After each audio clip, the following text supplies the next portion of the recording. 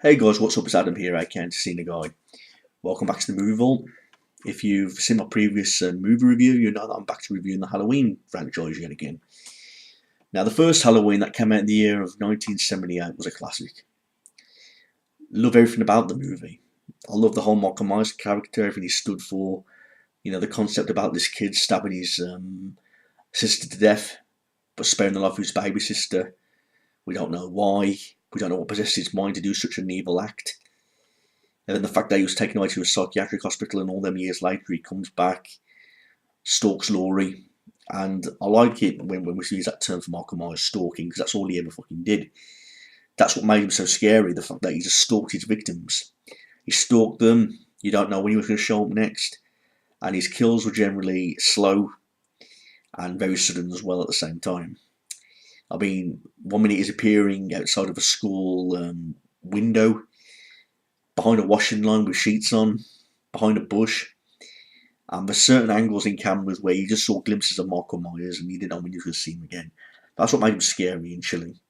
He wasn't like that type of, he's not like a Freddy Krueger type of character that jokes around and then kills his victims. You know, he's just different from all the rest. And it's that different that makes him spot, basically. The fact that he's just so different. And I liked him that they made him like a stalker killer. That's what made him scary. The fact he doesn't say anything, the fact that we don't know, when he's planning on doing all these kills. We don't know a fucking thing about Mark, made him legend. But we all know how the ending of Halloween 1 kicked off. He got shot, fell off the balcony onto the garden. Just before the credits roll, his body's not there, indicating that he's still alive. Now, the sequel, Halloween 2, on Blu-ray. This is the 30th anniversary edition, as you can tell by the top. Got this on Blu-ray. Now, I had this on DVD previously, and I kind of missed that DVD because I love the front cover of it. It was like a, you could tell it was an 80s cover. It was a picture of a pumpkin, but like this grainy orange on the pumpkin and the dark background, and all the writing was like in dark orange as well. You could really tell it was like a 1981 cover. That's what I really miss. This cover, it's alright. It's just Michael Myers' face and just images of some of his victims around him. This is like got a later 80s look, but I don't like it near as enough as the DVD cover. If I could turn back in time, I wouldn't have got rid of that DVD. Although I wouldn't have watched it as many times like I would on the Blu-ray, I still wanted to keep it as part of my collection, but we all make mistakes. I got rid of the DVD so I can get the Blu-ray. Seeing it on Blu-ray was a good experience. It was still like a 1981 experience because of, the background images and the camera angles, the effects and things like that. So I wasn't like majorly disappointed with the Blu-ray. And plus, this is the 30th anniversary edition. But again, the features, there's not that much to tell. There's terror in the oils, alternative in engines, and deleted scenes. That's all. So for a 30th anniversary edition, you don't get a lot. I would love to have seen a documentary on this particular movie. That would have been really interesting. Who knows what the future holds. But anyway, to cut a long story short, this movie, John Carpenter, I don't think he was aware of how successful the first Halloween movie was going to be. I don't think he even knew how popular the Michael Myers character was going to be. As a masterpiece of his work is, I don't think he gave any thought that the fans would love to see a sequel or turn this into one big franchise, all the sequels that it has today. I don't think he was aware of truth. But it's a big hit. Everyone loved it. Everyone thought it was scary, good story, everything. And the fans, after Halloween 1, said they wanted to see a sequel. But John Carpenter at the time, I believe, said that he didn't want to make a sequel. Basically told everything he wanted to in the first. What more is there to say about Michael Myers other than he failed attempt to kill his sister and he was a stalker and possibly inhuman after surviving a gunshot wound after being shot off the balcony. So I don't think he had any intentions to make a first movie, but he still granted the wish of the fans and he did make a second movie. This one right here, of course. Now, what I love about this movie is the fact it's a solid sequel. So fucking solid. And this is like a special gem, if you ask me. It's a decent sequel, It was straightforward, just like the first movie. There's not much to tell about the plot, just like the first movie. And if anything, I think the plot to this movie is much more simpler and so easy to explain than the first movie. And I like that. It's not a complicated movie to tell. Basically, it takes place straight after the first movie. You know, Laura's been taken away in an ambulance to be taken to hospital. She's literally cracked up because of the events in the first movie, and plus she had some wounds. You know, Sam Loomis, who's played by Donald Pleasance, returns in his role, and just like in the first movie, he did a fantastic job of his role. He really got into it. He really wanted to. He was really interested to see what more he could do with the character. You know, and Donald Pleasance does a lot more in this movie, believe it or not. He shows different sides of him. Jamie Lee Curtis again put heart and soul into the role again as Laurie. You know, she was more than delighted to play the role yet again. But when you leave an ending like Halloween, the famous horror icons disappeared. You can only tell that there was going to be a sequel. But like I said, John Carpenter had no intentions of doing a sequel. And to tell you the truth, if they ended it at Halloween 1 and didn't make any sequels, I'd have been cool with that. I mean, the fact of him just disappearing is like a shocker. You're like, oh, he's gone, you know. And just ending it at that, we're leaving the fans gobsmacked and all the audiences wondering what happened to him, would have been great. Just leaving it like that. But they made a sequel. But I'm down with that also. Halloween's not one of the movies that needs a sequel. But at the same time, it would be interesting to see what happens, if you get what I mean. So Laurie gets taken to hospital. Sam Loomis is still convinced that Michael Myers is still alive. That the fact that his body was nowhere to be found after the first movie. It doesn't take a genius to figure it out. Sam Loomis figures that he's still going to go after his sister.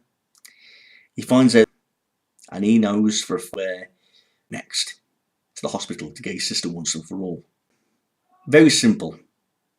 And the choice of setting, what the fuck we press in places. So many things you can do in a hospital. Endings and the events look really scary, basically. You've got corridor after corridor, dark rooms, some instruments in the hospital that can be considered as weapons. So just having the setting in the hospital was a terrific idea. Another great idea by John Carpenter.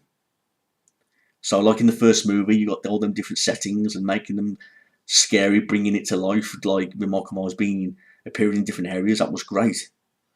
But for what a great idea it was to make it take place in the hospital in the sequel. Just goes to show that John Carpenter, if he wanted to make a sequel, he could easily make it.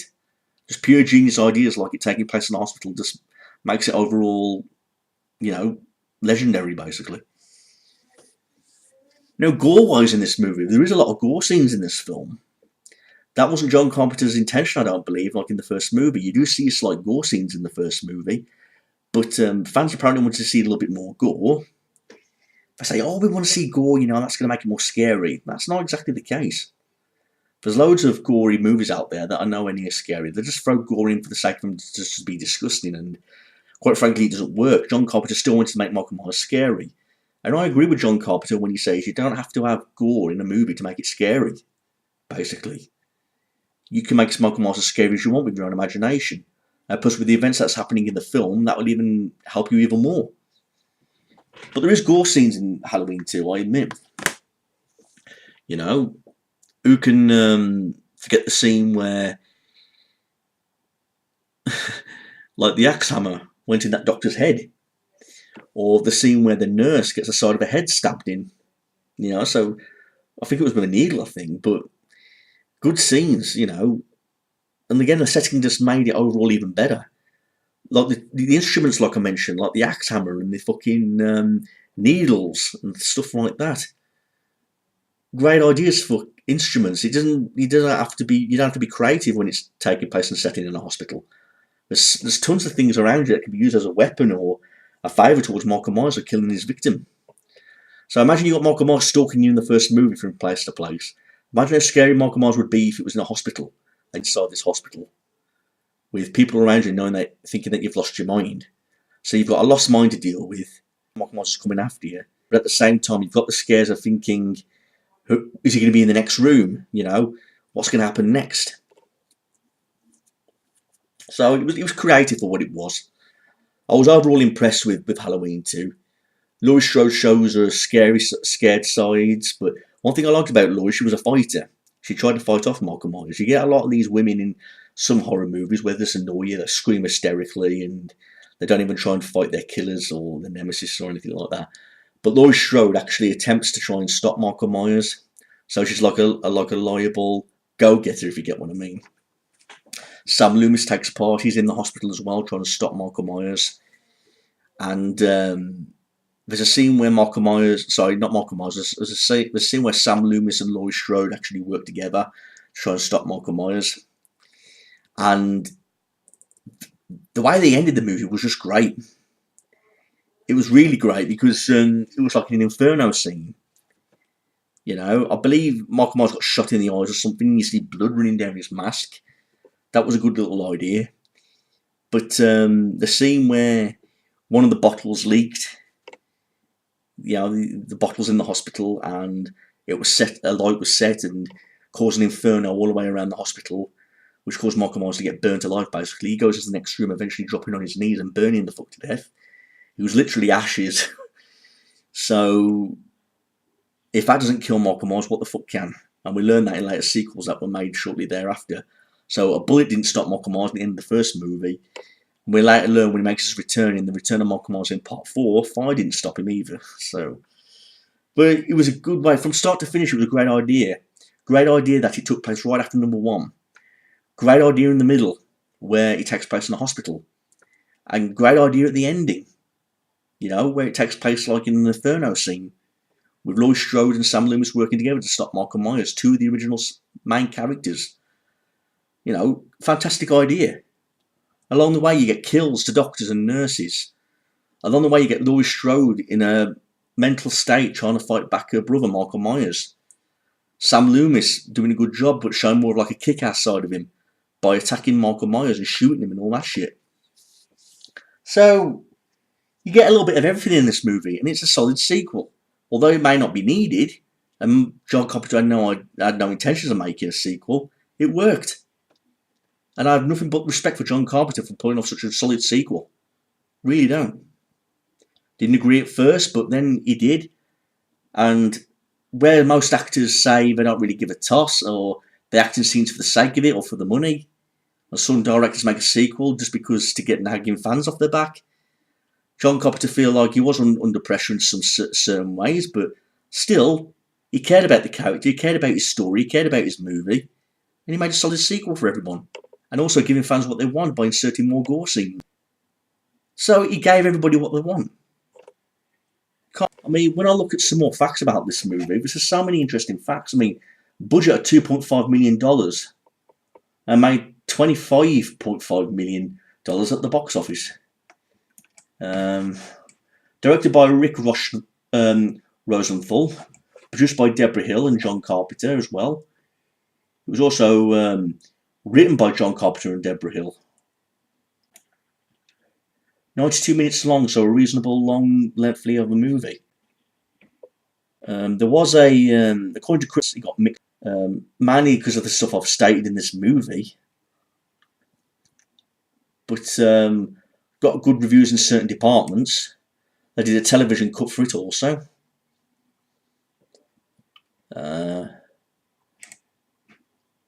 What else is to say? Yeah, I've already mentioned the release date, October 30th, 1981. So it came out 3 years after the first movie. But many fans say that this movie has definitely got to be the best sequel in the franchise. Because it stuck to its original plans. It took place right after the first movie. You know, and I did notice a certain difference in Michael Myers' mask. I mean, I don't know if it's just me, but it didn't seem like the mask in this movie had like different colour hair. It was like more of like a reddish colour. I've seen other reviews on YouTube and they've said the same thing. They did not stick to the original Michael Myers mask. I don't know if they got rid of it or they lost it or destroyed it, but it wasn't the original mask. But it was still acceptable. It looked in the face.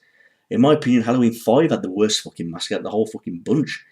But at least in this movie, it got looking the same, but the hair was just slightly different. It was like some more of a reddish, but I've got no complaints from me, no arguments from me, and I don't think any Michael Myers fans would cause any major complaints in that department either. So, overall, I've said it, everyone. This Blu-ray, Halloween 2, great sequel. may not be needed, but regardless, still did a solid job. John Carpenter certainly deserves a good pat on the back for making a sequel for the fans and giving them what they want and not leaving them disappointed either. It was not a sequel they rushed or made for the sake of it. He did it for the love of the fans, and you can't help but respect the guy for that. Solid sequel. Thanks everyone for watching this. Please like, rate and comment and email if you've got any questions. Peace out.